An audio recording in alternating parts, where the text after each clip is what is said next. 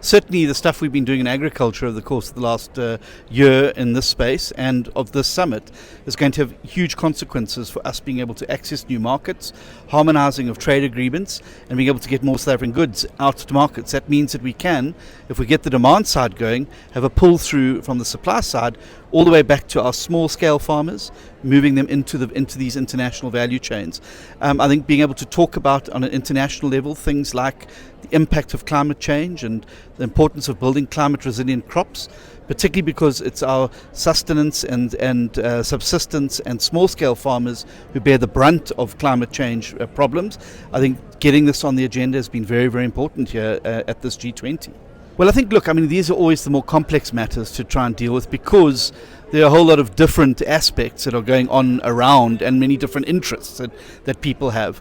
I think that what we have to do as world leaders is, and South Africa's place in the global stage is to try and find peace, and including in places like the Middle East. And I think the initiatives that the presidency and government have taken in those regards have been admirable. I think that the efforts that are now being made to bring peace in Ukraine between Russia and Ukraine, I think have been important.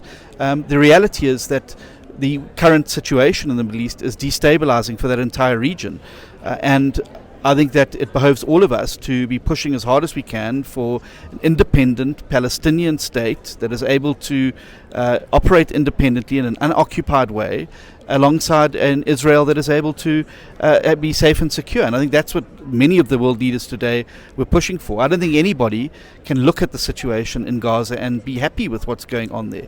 I don't think anyone who is a humanitarian can look at the suffering that's happening in Gaza and be happy about what's happening there. And so it is very important that as leaders we demonstrate that the way is peace. And I think South Africa is uniquely positioned. We were able to overcome huge differences, huge problems in this country, and find a common solution. And many people thought that the situation in South Africa in the 1980s was intractable. Many people think the situation in the Middle East is intractable. I don't. I think that we need leaders who are pressurizing there for both sides to be able to be coming to the table to find peace. Let's end this conflict. Let's end the suffering, and let's start to rebuild that region so that Muslims, Christians, Hindus, Jews can all live side by side in peace and harmony, and we don't see these horrific scenes of children being mutilated, of buildings being just completely razed to the ground. I don't think anyone looks at that and can say this is a good thing that's happening. John, thank you for your time. Thank you so much. Thank you.